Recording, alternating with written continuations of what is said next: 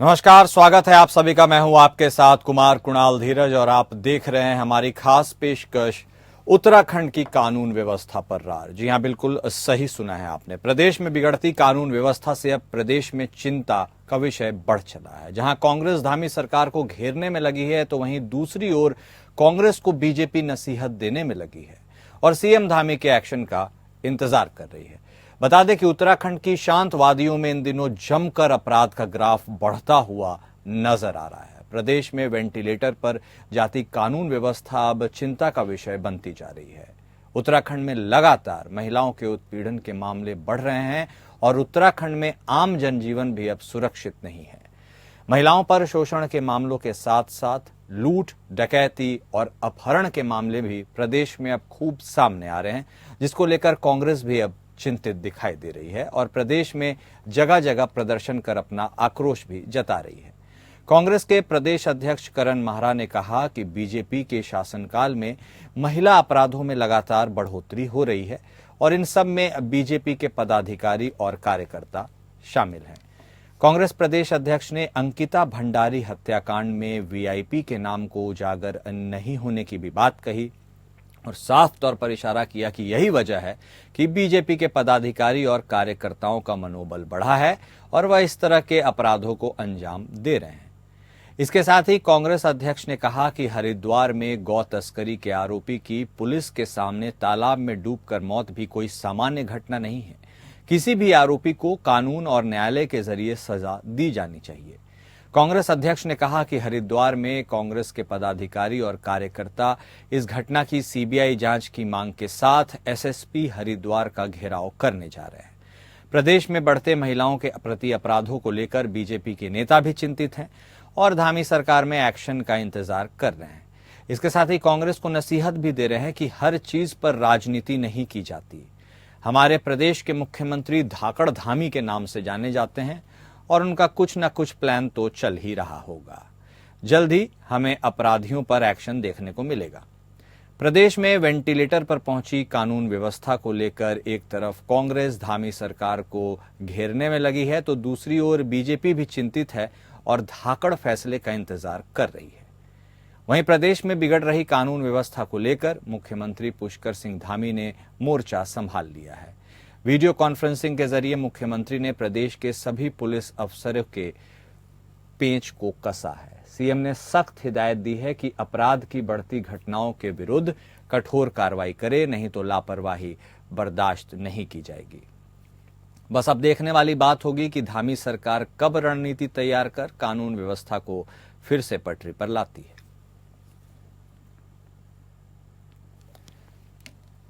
तो उत्तराखंड की कानून व्यवस्था को लेकर धामी सरकार एक्शन में नजर आ रही है और इसी को लेकर मुख्यमंत्री आवास से वीडियो कॉन्फ्रेंसिंग के जरिए उत्तराखंड के मुख्यमंत्री पुष्कर सिंह धामी ने मीटिंग की और इस मीटिंग में उन्होंने तमाम पुलिस पदाधिकारियों के साथ ही डिस्ट्रिक्ट मजिस्ट्रेट्स भी इसमें मौजूद थे, एसएसपीज थे, डीजीपी थे और सबको सख्त हिदायत दी है और निर्देश दिया है कि आप कानून व्यवस्था की बेहतरी के लिए जो भी कदम उठाना है उठाइए, क्लोज मॉनिटरिंग कीजिए। इसके साथ ही रात्रि में पेट्रोलिंग और गश्ती को भी बढ़ाने की बात कही।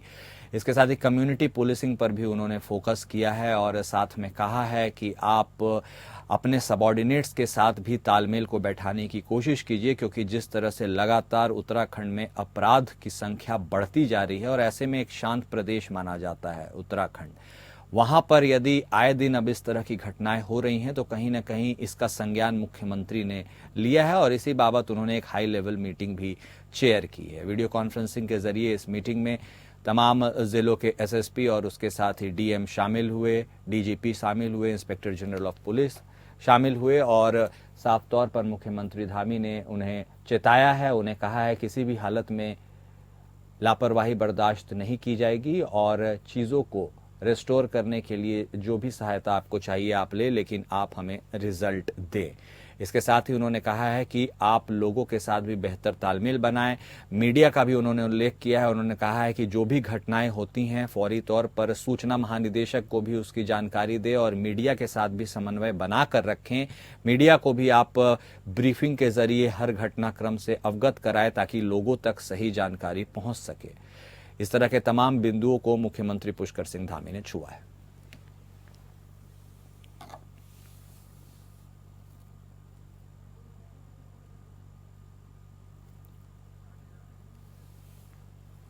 इसके साथ ही साइबर क्राइम के प्रति भी उन्होंने अपनी बात रखी है। उन्होंने कहा है कि साइबर क्राइम को भी कंट्रोल करने के लिए जो कुछ भी किया जा सकता है उसको करिए। एक ड्रग्स का मामला भी उठकर आया है कि ड्रग फ्री स्टेट को भी हमें रिस्टोर करना है, उसे बनाना है। और इसके साथ ही उन्होंने जो मौजूदा दौर में ज्वेलरी शॉप में रॉबरी हुई इसके ऊपर भी अपनी चिंता जाहिर की है और उन्होंने महिलाओं के प्रति उत्पीड़न, लूट, डकैती और अपहरण जैसी घटनाओं पर भी अपनी गंभीर चिंता व्यक्त की है और साफ तौर पर हिदायत दिया है तमाम पुलिस पदाधिकारियों को कि आप अलर्ट मोड पर रहें और अपने अपने क्षेत्र में इन तरह की गतिविधियों पर नजर रखें, अपने सबऑर्डिनेट्स के साथ भी मिलकर काम करें, रिजल्ट दें और नकेल कसें इन तरह की जो भी घटनाएं हो रही हैं। लगातार ब्रीफिंग कर मीडिया को इस बारे में जानकारी दें और एक ऐसा सेल भी बनाने की उन्होंने बात कही है जिससे एक कम्युनिटी पुलिसिंग को भी थोड़ा सा एक्टिवेट किया जा सके और जिस तरह से लोगों के बीच जाकर एक विश्वास कायम करने की बात है उसे भी रिस्टोर करने की बात कही गई है। तो कुल मिलाकर यदि देखा जाए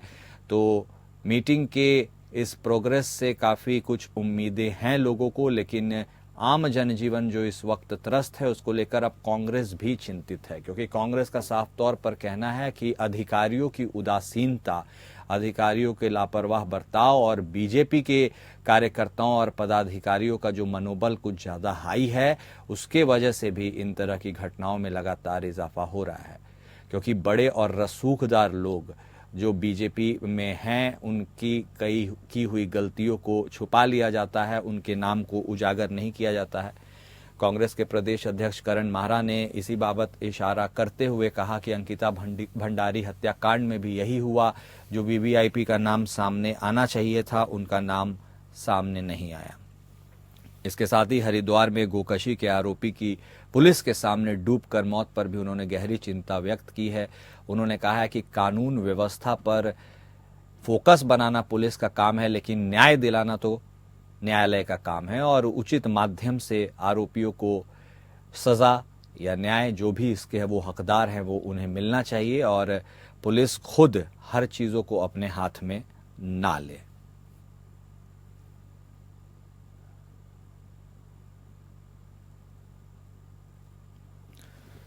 गौरतलब है कि उत्तराखंड में जिस तरह से अपराध की संख्या में लगातार इजाफा हो रहा है और नर्स के साथ हुई उस जघन्य रेप और हत्याकांड की उस घटना को भी कौन भूल सकता है, जिसमें घर लौटते वक्त काम से उस नर्स के साथ बलात्कार किया गया, उसके सामान को लूटा गया और फिर उसकी हत्या कर दी गई। और ये अपने आप में बहुत ही हैरान और चौंकाने वाला मामला था जिससे उत्तराखंड के लोगों में भी काफ़ी आक्रोश था। इसको लेकर बहुत बयानबाजी भी हुई और जिस तरह से उत्तराखंड में इन घटनाओं में लगातार इजाफा हो रहा है वहाँ महिलाएं भी असुरक्षित महसूस करने लगी हैं। आमतौर पर शांत फिजा में बसा यह राज्य अपनी शांति के लिए और अपनी फिजाओं के लिए जाना जाता था, लेकिन अब वहाँ पर अपराध का जो ग्राफ बढ़ा है उसको लेकर हर कोई चिंतित है और धाकड़ धामी के नाम से जाने जाते हैं वहाँ के मुख्यमंत्री। उनसे कोई धाकड़ एक्शन की उम्मीद कर रहा है, लेकिन अभी तक उसका कोई रिजल्टेंट देखने को तो नहीं मिला है।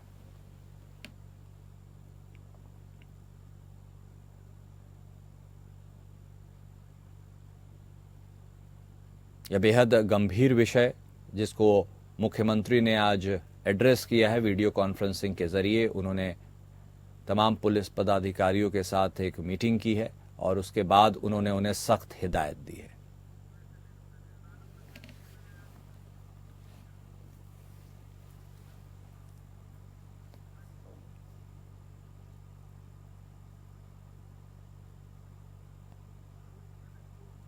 और इसी मुद्दे पर और ज्यादा बातचीत करेंगे और इस पर गहन चिंतन करेंगे कि आखिर क्या कुछ स्ट्रैटेजीज और कदम उठाए जा रहे हैं। इसके लिए हमारे साथ हमारे दो खास मेहमान जुड़ चुके हैं। कांग्रेस की तरफ से शांति प्रसाद भट्ट साहब जुड़े हैं, वहीं थोड़ी देर में बीजेपी की तरफ से आलोक वत्स साहब भी जुड़ेंगे।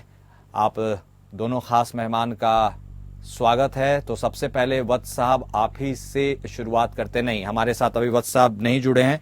शांति प्रसाद भट्ट साहब, आप बतौर विपक्ष आप इस पूरे मसले को कैसे देखते हैं और अब कांग्रेस की तरफ से क्या स्ट्रैटेजी होगी, क्योंकि उत्तराखंड की जो वादियां हैं वो अपनी शांति के लिए जानी जाती थी, शांति प्रिय लोग हैं, लेकिन जिस तरह से लगातार लूट, अपहरण, डकैती, महिलाओं के प्रति उत्पीड़न, रॉबरी, ऐसी तमाम घटनाएं सरफेस कर रही हैं, ऐसे में चिंता जाहिर है। कांग्रेस की क्या स्ट्रैटेजी होगी सर?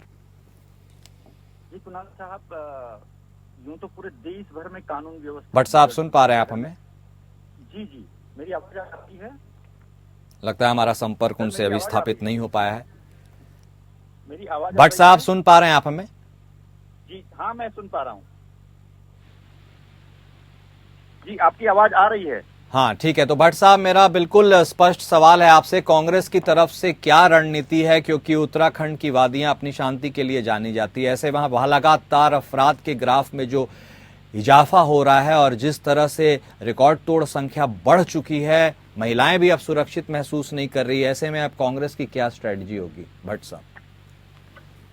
देखिए सर, अभी तो हम सब लोग स्तब्ध हैं, बहुत दुखी हैं। पूरे उत्तराखंड में जिस तरह से कानून व्यवस्था चौपट हो चुकी है। जब आपको ध्यान होगा, महामहिम राष्ट्रपति जी का देहरादून आगमन हुआ था तो राजपुर रोड के ज्वेलरी शोरूम में लूट हो गई थी। अभी उपराष्ट्रपति जी का दौरा हुआ तो हरिद्वार की ज्वेलरी शोरूम में लूट हो गई। अभी एक पत्रकार भट्ट साहब, आपसे एक रिक्वेस्ट करेंगे कि आप थोड़े नेटवर्क के क्षेत्र में आ जाए, क्योंकि आपकी आवाज थोड़ी कट कर आ रही है। If you can try that at least. जी जी, मैं नेटवर्क, मेरी आवाज आ रही है? हाँ जी बिल्कुल, थोड़े नेटवर्क में मूव कर जाइए सर, थोड़ा खुले इलाके में यदि आप संभव हो सके तो, क्योंकि आपकी आवाज कट कर आ रही है, प्रॉपर नहीं आ पा रही। अब आ रही है? जी आप बताइए। जी, मैं यही कह रहा था कि जब राष्ट्रपति जी का दौरा होता है दोनों महामहिम का, तो तब लूट की घटना हो जाती है। ऋषिकेश, जिसको हम योग नगरी कहते हैं, भारतीय जनता पार्टी की सरकार में वो भोग नगरी बन गई है कि चारों तरफ शराब की बेतासा दुकानें खुल चुकी हैं। एक पत्रकार भाई योगेश डिमरी पर जानलेवा हमला हो जाता है। पूरे उत्तराखंड में अंकिता भंडारी का केस हो, हेमा नेगी का केस हो, पिंकी का केस हो, केदार भंडारी का केस हो, रुद्रपुर की नर्स बहन के साथ जो अपराध हुआ है वो केस हो, या हरिद्वार के सांतर शाह की घटना हो जहां एक दलित बहन के साथ बलात्कार के बाद उसकी हत्या कर दी जाती है। भारतीय जनता पार्टी के 3 मंडल अध्यक्ष इसमें आरोपी हो जाते हैं। एक दायित्वधारी आरोपी है और अंकिता भंडारी के केस में भी यही सब मामले हैं। तो हम सब लोग स्तब्ध हैं इन सब घटनाओं को लेकर, और मुझे लगता है कि धामी साहब से उत्तराखंड संभल नहीं रहा है। कानून व्यवस्था पूरी चौपट हो चुकी है, इनका मुंह में राम है और बगल में शराब है। ये बहुत ही निंदनीय कृत्य भारतीय जनता पार्टी के राज में संपूर्ण उत्तराखंड में हो रहा है। न महिलाएं सुरक्षित है, न पत्रकार सुरक्षित है, न बच्चियां सुरक्षित हैं। अभी आज की ही मैं घटना सितारगंज की देख रहा हूँ, वहां से भी खबर आ रही कि नाबालिग बच्चियों के साथ यौन शोषण की घटनाएं हुई हैं। तो लगातार घटनाएं बढ़ रही हैं, जो पूरे सभ्य समाज के लिए चिंता का विषय है। भारतीय जनता पार्टी की डबल ट्रिपल इंजन की सरकारें हैं, उनको इस पर मनन करना चाहिए, गहरा चिंतन करना चाहिए। बल्कि हम तो शर्मसार हैं सब घटनाओं को लेकर। क्या कहें, समाज में जो नेतृत्व है, जो नेतागण हैं, वो किस मुंह से हम लोग समाज में जाएं जब हम महिलाओं की सुरक्षा नहीं कर सकते हैं। तो इसलिए अब समय आ गया कि धामी साहब को जाकर ससम्मान अपना इस्तीफा सौंप देना चाहिए। उनकी कानून व्यवस्था बिल्कुल नहीं समझ रही है। जी बिल्कुल, लेकिन जिस तरह से मुख्यमंत्री पुष्कर सिंह धामी ने अब आज एक मीटिंग ली है भट्ट साहब, ऐसे में आप इस मीटिंग की गंभीरता को लेकर क्या कुछ सोचते हैं? क्योंकि धाकड़ धामी के नाम से आपके प्रदेश के मुख्यमंत्री जाने जाते हैं, क्या वो इतने धाकड़ हैं कि इस मीटिंग के माध्यम से जो इतना ग्राफ बढ़ा है और जो अधिकारियों के प्रति भी एक अधिकारियों के मन में एक उदासीनता है, वो थोड़े लापरवाह रवैये की भी बात हम लगातार सुनते आते हैं, कि आपको लगता है इस मीटिंग से चीजें फौरी तौर पर कुछ संभलेंगी? देखिए, व्यक्तिगत रूप से धामी जी बहुत अच्छे इंसान हैं, लेकिन ऐसे मुख्यमंत्री जब वो मीटिंग ले रहे थे, तो आज सुबह ही मैं अभी सोशल मीडिया में देख रहा हूँ, मुझे सच्चाई नहीं पता, लेकिन सोशल मीडिया में देख रहा हूँ सितारगंज में एक और घटना हो गई है। जब उत्तराखंड में 4 धाम यात्रा की तैयारी का समय था, तब इनके मंत्री सैर सपाटा कर रहे थे। जब उत्तराखंड में आपदा आई, लोग मर रहे थे, लोगों को मदद की जरूरत थी, तब इनके मंत्री और विधायक दिल्ली में सरकार को अस्थिर कर रहे थे। तो मुझे लगता है धामी जी पूरे मामले में अकेले पड़ चुके हैं, उनका कोई सहयोग नहीं कर रहा है, और इसीलिए आप देख रहे हैं लगातार अपराधी जो है वो उनके हौसले बुलंद हैं। चाहे वो ज्वेलरी शोरूम की घटनाएं हों, पत्रकारों पर मारपीट की घटनाएं हों, अवैध शराब के मामले हों, अवैध खनन कारोबार का मामला हो, इस मतलब ये प्रदेश ऐशगाह बन गई है अपराधियों की। ठीक है, इसलिए मुझे लगता नहीं भारतीय जनता पार्टी से प्रदेश ठीक संभल है, रहा है। ठीक है, ओके, समझ गए आपकी बात। हमारे साथ आलोक वत्स साहब भी बीजेपी की तरफ से जुड़ गए हैं। वत्स साहब, बहुत गंभीर सवाल है और समस्या भी बहुत गंभीर है। उत्तराखंड में जिस तरह की स्थिति है और अपराध लगातार बढ़ते जा रहा है, ऐसे में लॉ एंड ऑर्डर को रिस्टोर करने के लिए आपके क्या कदम उठाने की उम्मीद है वत्स साहब? क्या कुछ कर रहे हैं आप?